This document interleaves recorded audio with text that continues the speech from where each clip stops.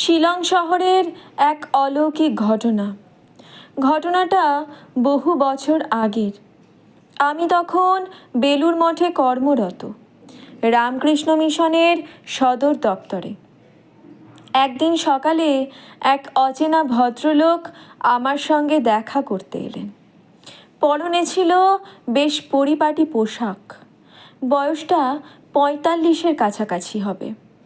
স্বাভাবিক কুশল বিনিময়ের পর তিনি হঠাৎ বললেন, আপনি কি কখনো শুনেছেন মা সারদা দেবীর শিষ্য শিলংয়ের পঞ্চানন ব্রহ্মচারীর কথা?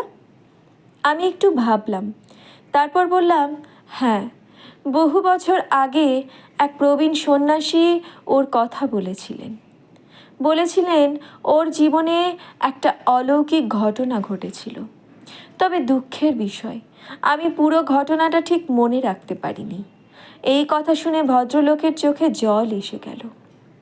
কাঁপা কাঁপা গলায় বললেন, আমি ওরই ছেলে, খুবই অযোগ্য সন্তান। আমার বাবা একজন মহাভক্ত ও সাধু মানুষ ছিলেন। আমি তাকে বললাম, তাহলে আপনি নিজেই আমাকে বলুন না, কি ঘটেছিল আপনার বাবার সঙ্গে? ভদ্রলোক একটু থেমে শুরু করলেন সেই অলৌকিক কাহিনী। ঘটনাটা ১৯১২ সালের।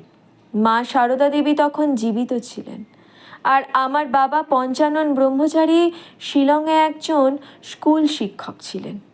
সে সময়ে ব্রিটিশ সরকার সাময়িকভাবে আসামের রাজধানী শিলং থেকে ঢাকায় সরিয়ে নেয়। ফলে শিলং প্রায় জনমানবহীন হয়ে পড়ে। রাস্তার ধারে অধিকাংশ বাড়ি ফাঁকা। বাবার পাড়াতে ৮০টার মতো বাড়ি ছিল, তার মধ্যে মাত্র ৩টেতে মানুষ থাকত, বাকি সব ফাঁকা ছিল।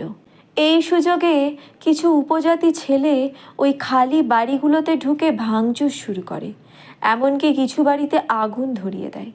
বাবা তখন নিজের বাড়িতে না থেকে শিলং শহরের একজন সম্ভ্রান্ত মানুষ ভূপালচন্দ্র বসু রায়বাহাদুরের বিশাল বাড়িতে থাকতেন। মিস্টার বসু কলকাতায় ছুটি কাটাতে গিয়েছিলেন এবং অনুরোধ করেছিলেন যেন বাবা তার বাড়ির দেখাশুনো করেন। একদিন বাবা নিজের পুরনো বাড়িতে কিছু মেরামতির কাজ করাচ্ছিলেন। ৩জন নেপালি শ্রমিক সেই কাজ করছিল।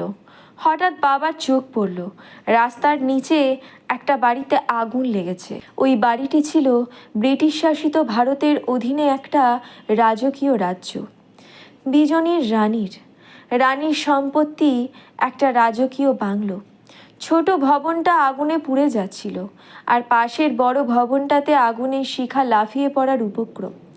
বাবা সময় নষ্ট না করে প্রতিবেশীর বাড়ি থেকে ১ বালতি জল এনে এক নেপালি শ্রমিককে দিলেন এবং নিজে ছাদে উঠে গেলেন আগুন নেভাতে।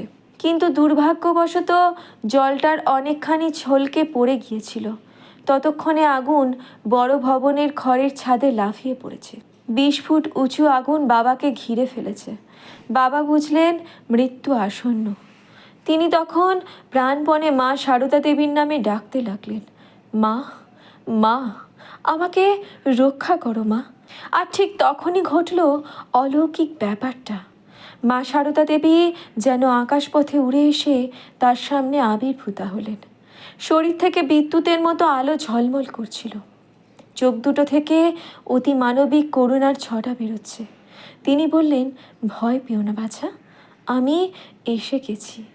মা হাত তুলে ইশারা করার সঙ্গে সঙ্গে আগুনের জ্বলন্ত শক্তি নিস্তেজ হয়ে গেল। বাবা আর কোনো আগুনের উত্তাপ অনুভব করলেন না। এরপর বাবা প্রায় ৩ ঘন্টা জ্ঞান হারিয়ে ছাদের উপর পড়েছিলেন।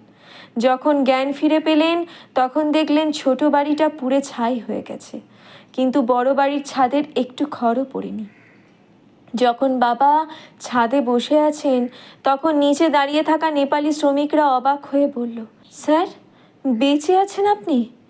আমরা তো দেখলাম আগুনে পুড়ে যাচ্ছেন আপনি, আর শুধুমাত্র শুনলাম আপনি মা মা বলে চিৎকার করছেন। তারপর আর কোনো আওয়াজ পাইনি। আমরা ভাবলাম আপনি মারা গেছেন। শ্রমিকরা বাবাকে নিচে নামিয়ে আনলো। দেখলো শুধু মুখে কয়েকটা ফোস্কা পড়েছে, বাকি শরীরে কোনো ক্ষতি হয়নি। কয়েকদিনের মধ্যেই বাবার মুখ ভীষণভাবে কালো হতে শুরু করলো। চেনা মানুষজনও তাকে চিনতে পারছিল না। এক ডাক্তার বন্ধু জানালেন, পোড়া ত্বকের স্তর উঠে গেলে নিজে সাদা দাগ দেখা যাবে, যেন লিউকোডার্মা হয়েছে। এই খবর বাবাকে একটু বিচলিত করলো। একদিন খুব ভোরে মা সারদা দেবী আবার বাবার কাছে এসে দর্শন দিলেন। বললেন, বাছা, তুমি কি মুখের এই রূপে কষ্ট পাচ্ছ? একবার বলো, আমি তোমার মুখ ফের ঠিক করে দেব। বাবা কেঁদে বললেন, মা, আমি তোমার কাছে এমন তুচ্ছ কিছু চাইতে পারি না। যদি কিছু চাইতেই হয় তাহলে আরও মহার্ঘ কিছু চাইব তোমার কাছ থেকে। মা হেসে বললেন, যদি তাই হয় তাহলে আমি নিজেই বলছি। বাংলা বছরের শেষ দিনে কাছে যে ঝর্ণাটা আছে, সেখানে গিয়ে স্নান করলেই তোমার মুখ আগের মতো হয়ে যাবে। বাবা প্রথমে এই কথা কাউকে বলেননি। পরে যখন কথাটা ছড়িয়ে পড়ল, তখন অনেকে, বিশেষ করে ব্রাহ্ম সমাজের লোকেরা তামাশা করতে লাগলো। কেউ সেটা বিশ্বাস করেনি। বাবা চিন্তিত হয়ে পড়লেন। উনি ব্যর্থ হলে মায়ের নামেই তো লোক হাসবে। তাই শেষ পর্যন্ত স্নান না করার সিদ্ধান্ত নিলেন। কিন্তু বাংলা বছরের শেষ দিনে যেন এক অদৃশ্য শক্তির টানে বাবা নিজেই ঝর্ণার দিকে রওনা দিয়ে স্নান করে ফিরে এলেন। দেখলেন দুজন পরিচিত তার বাড়িতে এসে অপেক্ষা করছে। তারা অবাক হয়ে দেখে বাবার মুখে আর কোনো দাগ নেই। আগুনে পোড়া মুখ একেবারে আগের মতো সুন্দর। গভীর আবেগে ভদ্রলোক বললেন, এই ছিল আমার বাবার জীবনে ঘটে যাওয়া অলৌকিক ঘটনা। রামকৃষ্ণ মিশনের সন্ন্যাসীরা এটিকে সত্য ঘটনা হিসেবেই গ্রহণ করেছিলেন। পরে আমার বাবা এই গল্পটা তার বন্ধু আচার্য জগদীশ মুখোপাধ্যায়কে একটি চিঠিতে লিখে পাঠান। সেই চিঠি 1939 সালে উদ্বোধন পত্রিকায় ছাপা হয়েছিল।